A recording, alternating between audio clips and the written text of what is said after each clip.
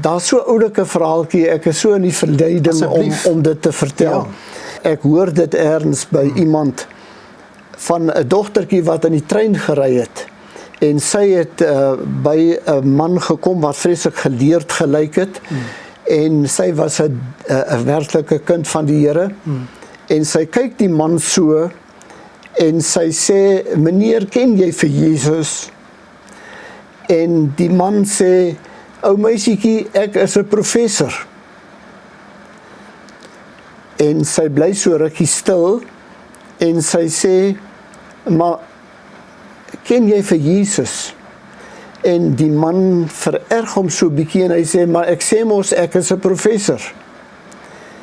En uiteindelik sê die dogtertjie, meneer, ek weet nou nie eintlik van professor nie, maar ek is seker daarvan, my Jesus kan jou daarvan verlos. Ja, hoe die Here u gered? Het u een of twee verhaaltjies daaroor?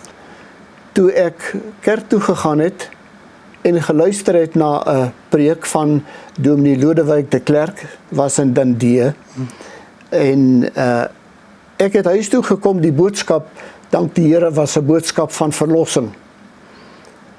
Dat die Here ons red uit genade, dat hy ons sonde vergewe, en dat ons daarom kinders van die Here kan wees.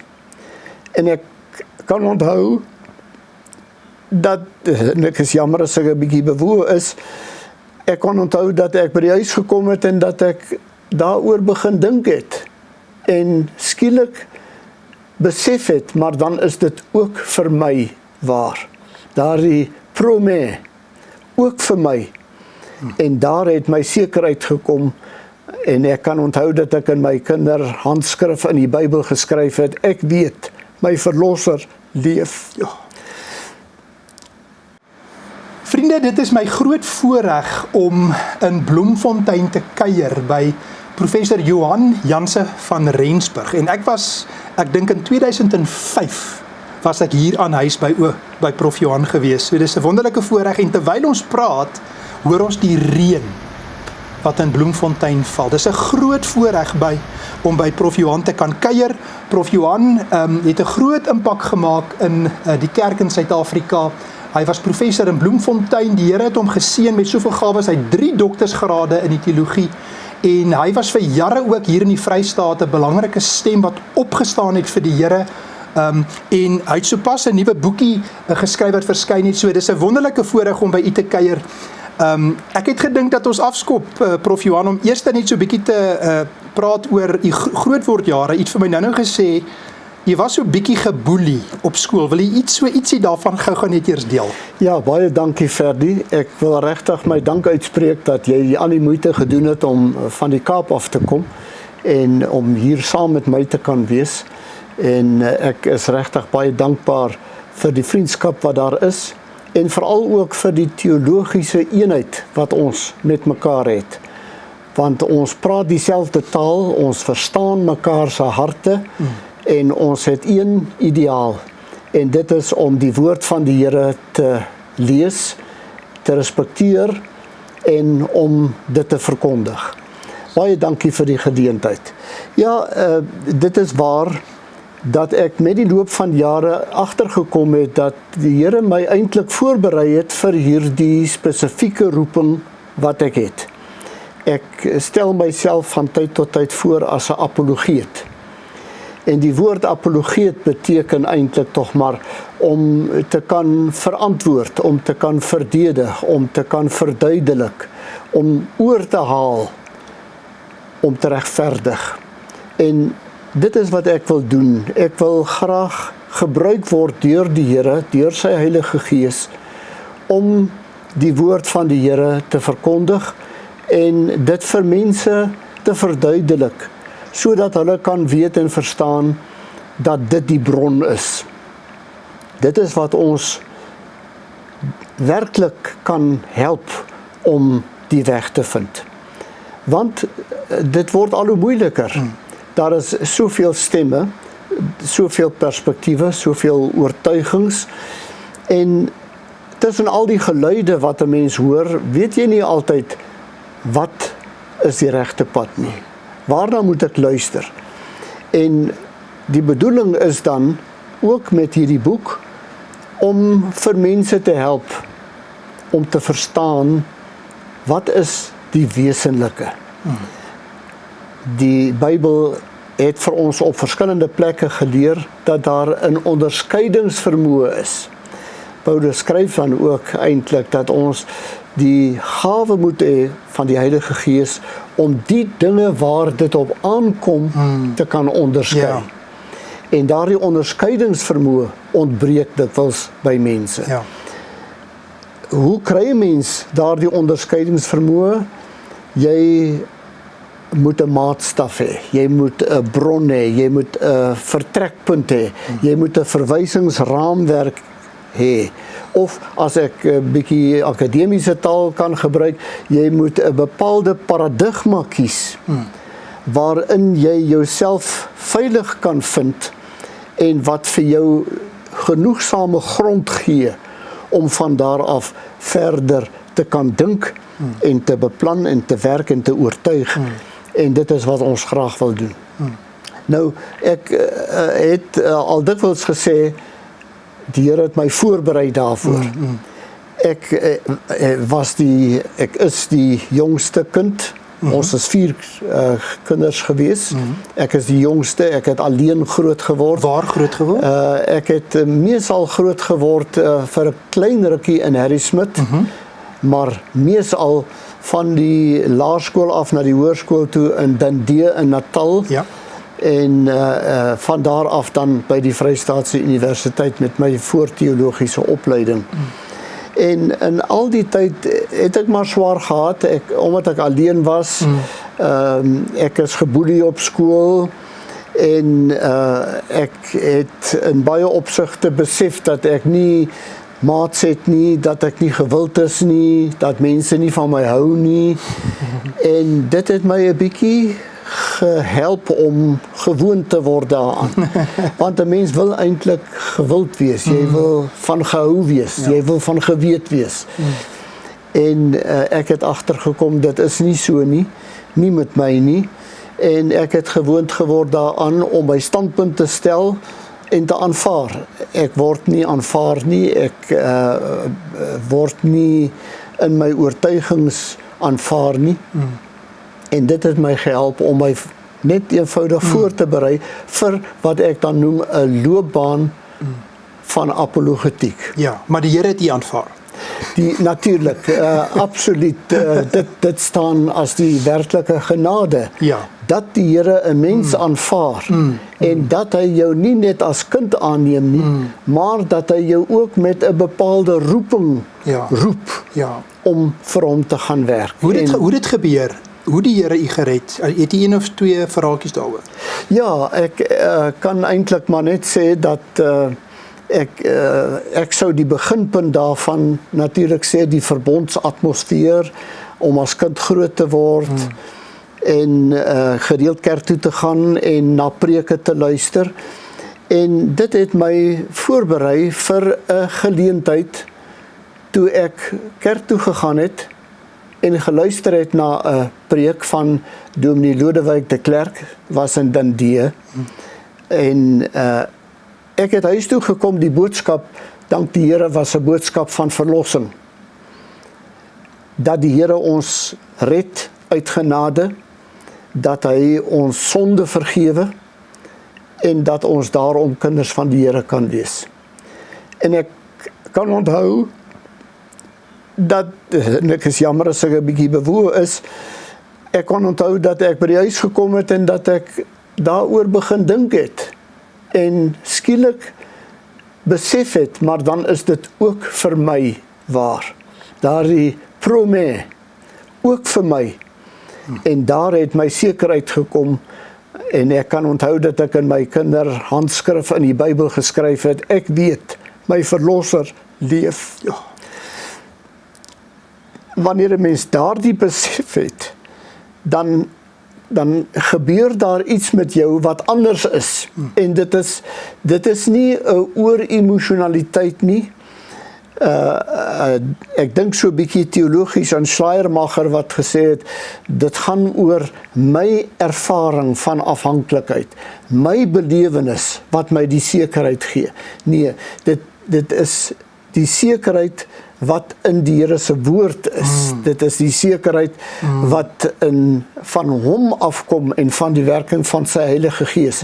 Johannes 3, die wedergeboorte wat plaasvind en wat jou daardie sekerheid gee. Daar's so 'n oulike verhaaltjie, ek is so in die verleiding om dit te vertel. En ek hoor dit ergens by iemand van 'n dogtertjie wat in die trein gery het. En sy het by 'n man gekom wat vreeslik geleerd gelyk het. En sy was 'n werklike kind van die Here. En sy kyk die man so en sy sê, meneer, ken jy vir Jesus? En die man sê, ou meisietjie, ek is 'n professor. En sy bly so rukkie stil en sy sê, maar ken jy vir Jesus? En die man vererg hom so bietjie en hy sê, maar ek sê mos ek is 'n professor. En uiteindelik sê die dogtertjie, meneer, ek weet nou nie eintlik van professor nie, maar ek is seker daarvan, my Jesus kan jou daarvan verlos. Ja, is kosbaar. En dit het so waar geword, dat 'n mens deesdae moet sê, om 'n professor in teologie te wees, beteken nie noodwendig dat jy die Here ken nie. Beteken nie noodwendig dat jy verlos is nie. En ek is dankbaar dat ek kan sê, dat ek deur die Here se genade verlos is. Ja, prys die Here, prys die Here. En komende van iemand wat deur die Here se genade 3 doktersgrade gekry het, wat hierdie woorde kan sê, dit is absoluut merkwaardig. Ja, dit was my keuse, soos wat ek met die teologie begin werk het, en al hoe dieper daarin gedelf het, het ek tot die besef gekom dat ek 'n keuse sal moet maak. Die probleem is om akademies op standaard te bly en om aanvaar te word as 'n akademikus, moet jy sekere keuses maak.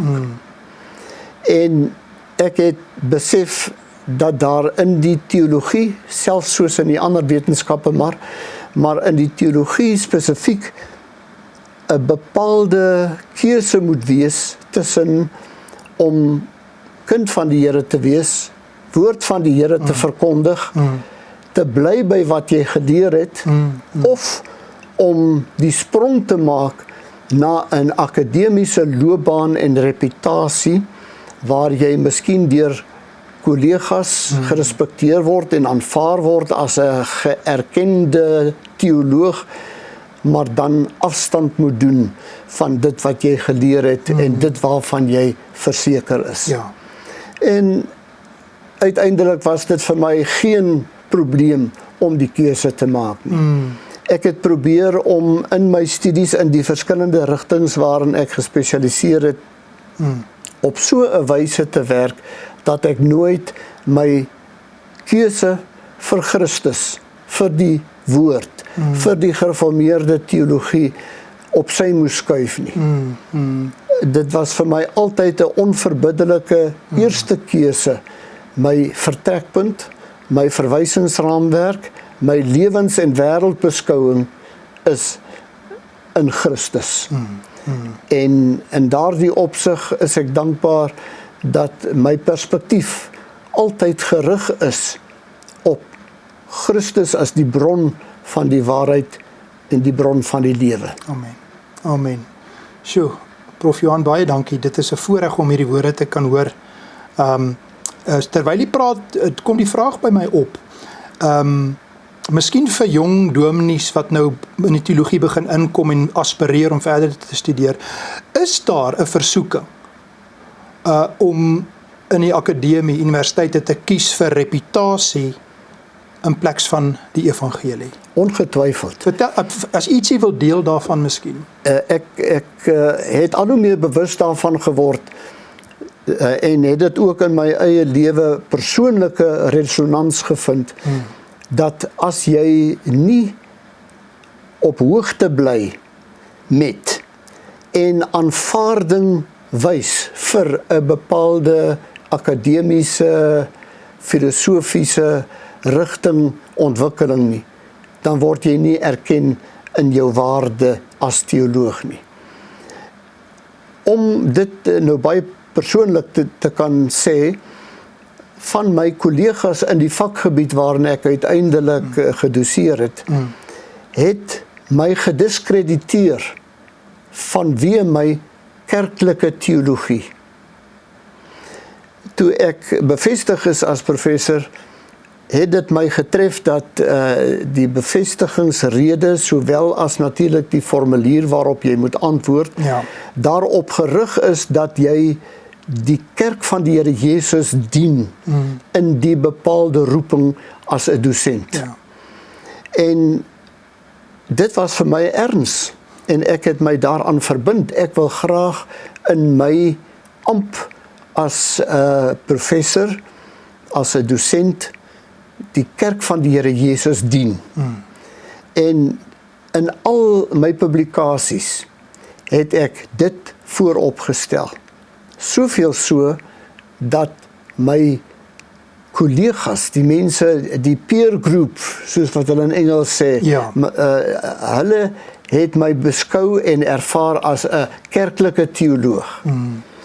Terwyl die hele tendens in die akademie is om los te kom van die kerklike na die wetenskaplike, na die akademiese, na die sogenaamde akademiese vryheid, waarin jy nie jou laat bind deur die kerk of deur die belydenis van die kerk waaraan jy behoort nie, maar waarin jy die vryheid het om te sê wat jy wil en te dink wat jy wil, en dan het jy die verleiding om al hoe meer kennis te neem van wat in die wetenskap gebeur.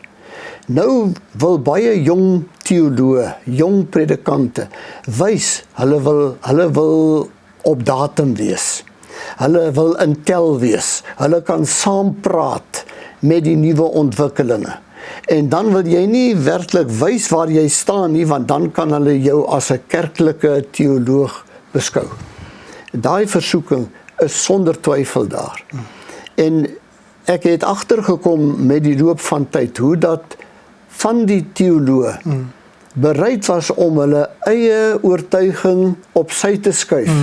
Hulle geloof selfs op sy te skuif, terwille van die akademiese vryheid om erken te word.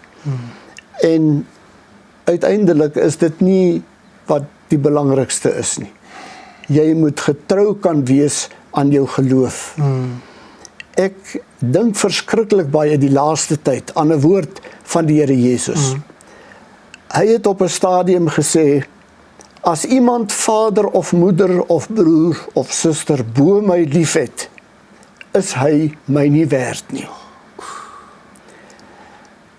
Dit beteken dat mense wat vandag gelowiges, lidmate, predikante, teoloë wat vandag 'n keuse maak vir populariteit of akademiese vryheid of status of erkenning ten koste van Christus, is hom nie werd nie. Daardie keuse sou ek nooit kon maak nie. Want as jy Christus verloor, dan verloor jy alles.